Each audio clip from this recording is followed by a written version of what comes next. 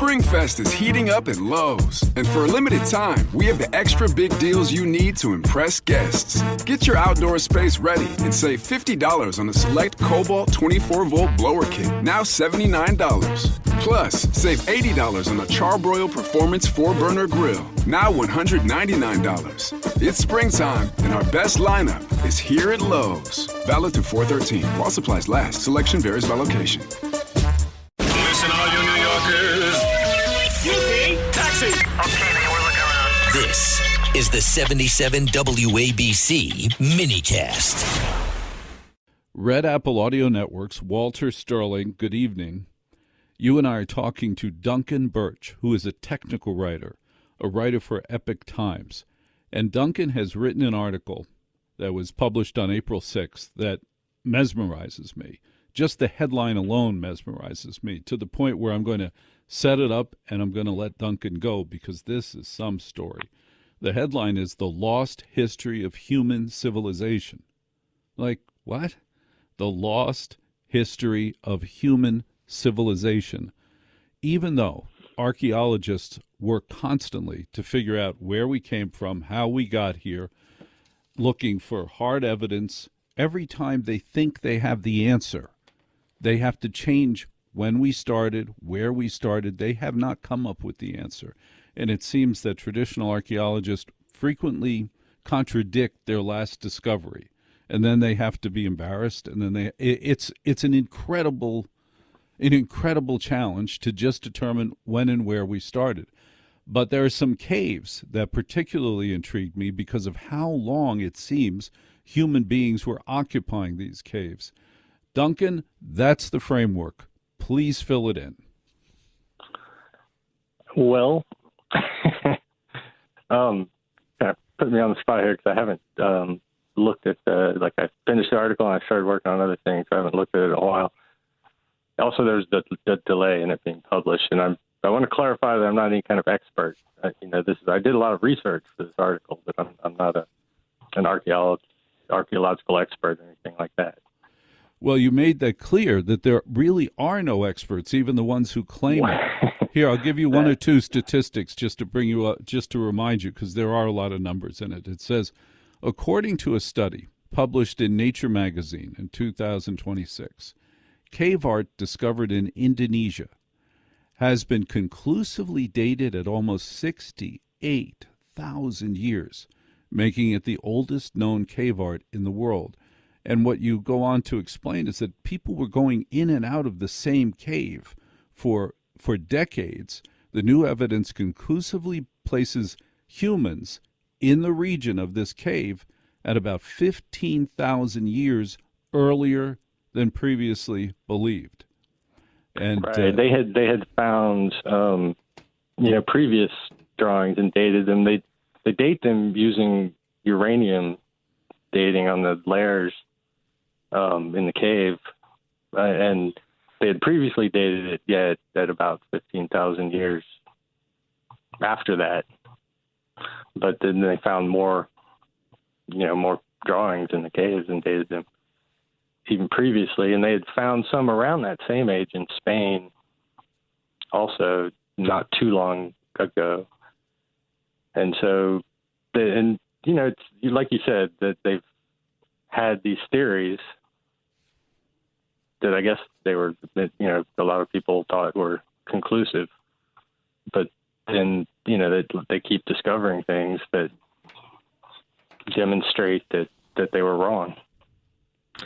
Can you think of some of the discoveries that they made that surprised you, that made you think that made them think they were wrong? Some of the discoveries that were like, whoa, look at this. There's been, I didn't put this in the article. I did a lot of research, like I said, and there wasn't room to put everything, but I was also looking at some of the skeletons that they found recently. Recently meaning, within the last 20 years or so, not so recently as those caves, but they found one called Denisovan, I believe is the name of it, in somewhere Czechoslovakia, maybe somewhere up there. And he didn't match their DNA because they had thought that humans evolved from Cro-Magnons into through certain evolutionary cycles. And these new skeletons, there's also one they found in China that they call the Dragon Man. And both of those kind of threw into question everything they previously thought about our genetic ancestry. But the artistic stuff that I tried to focus on, not only the drawings, but the musical instruments that people were making 40 and 50,000 years ago, and the jewelry. Yes, I want to hear about the jewelry in a second. Let's go back to the musical instruments that were made. What'd you say, 40,000 years ago? I think it was over 50 was the one that they think is the oldest. So was this? I believe that was the flute found somewhere. What about a kazoo? Did they find any kazoos in there? Duncan, any kazoos? So it was a flute from 40,000 years ago. That's amazing, isn't it? Yeah, it's made from the thigh bone of a bear, I believe. Oh. And again, there's always skeptics. There's always people who are going to argue that it was a naturally occurring flute. Really? Somehow. I've never seen one going. Have you ever seen a naturally occurring flute? Because let's pretend that there was a reed that had the ability to be blown into and make a sound. It still took a brain to think, maybe I could blow into this and make a sound. And then could blow into it and improve it and make a better sound. Go ahead, please. Yeah, they have pictures. I wish they didn't put them in the article. I don't believe. I wish they had. But there's pictures of this flute, and there's even people who've made replicas of it and played it, and the holes in it are so precisely measured, apart from each other, that it seems improbable to me, at least, to say the least. I mean, I don't know. It's all speculation, and I think I said it this way in my article. It's like trying to put together a jigsaw puzzle of a huge jigsaw puzzle that you only have, a handful of pieces to try to figure out what happened, what went on back then. So it's, I don't think anyone can really say with any degree of accuracy, how long humans have been on the earth and what type of humans those might have been. Duncan Birch, tell us about the jewelry that was found and how old they think the jewelry is. That was in Indonesia, I believe, and that was about 500,000 years old. And the people who studied, and I tried to cite, peer-reviewed articles, primarily from Nature magazine, that they published recently and in the past, and they, that was about approximately 500,000 years old, I believe, the jewelry that they found, and they said that the patterns on it indicated the kind of cognitive thought that is only associated with what they call Homo sapiens, which is us. And so that, again, throws into doubt this theory that Homo sapiens didn't evolve until much later. And then I want to say one thing about this cave art. The most amazing one, it wasn't as old. It was only like 36,000. I say only 36,000 years old. And it was in France in a cave called Chauvet. I guess that's how you pronounce it. I'm not sure exactly.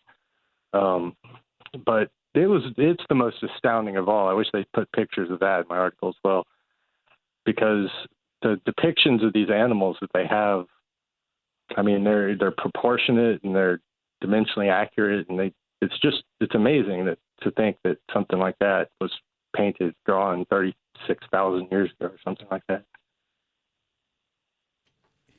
Is it possible that man evolved or man showed up at very different times in very different parts of the world?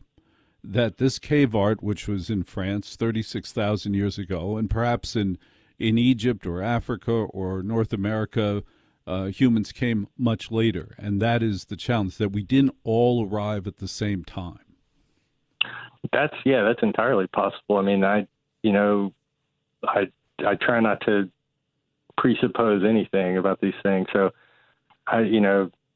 it's possible. And one of the things that all these recent discoveries have caused dramatic changes in because they used to think like they had, everyone evolved out of Africa and migrated this way and that way. But then every time they discover something, it throws off their theory about what they thought had occurred, because there's not supposed to be anyone here. Like, that's true of the cave art in Indonesia. And it was true when they found that in France at the time too. It throws everything into question that archaeologists previously thought they had settled. Yes. I don't know that I wouldn't say all archaeologists. They're all different, I imagine. All right.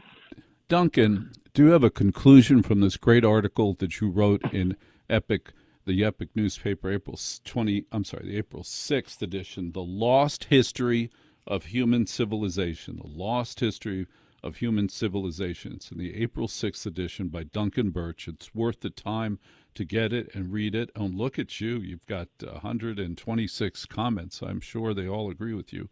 And well, I'm afraid you'd be mistaken. Yeah. What else was interesting here? It says that it showed oldest known depictions of human figures were also created over an incredibly long period of time, 45,000 years. And these humans had most likely developed boat building and navigation skills, that they were able to cross the ocean. Is that a conclusion that you agree with? It's a possibility. Again, I think, they said that based on where they thought people originally migrated from. However, like you said, it's possible that people different cultures arose in different parts of the earth somehow. And so I don't really know. That was just a theory that if everyone did evolve out of Africa, as a lot of people seem to believe, then that would be the explanation for how they got to Indonesia. Exactly. Oldest known cave art, the oldest skips in civilization in humankind. They're finding examples that human beings were here 500,000 years ago, 46,000 years ago. All of it breaks the traditional timeline.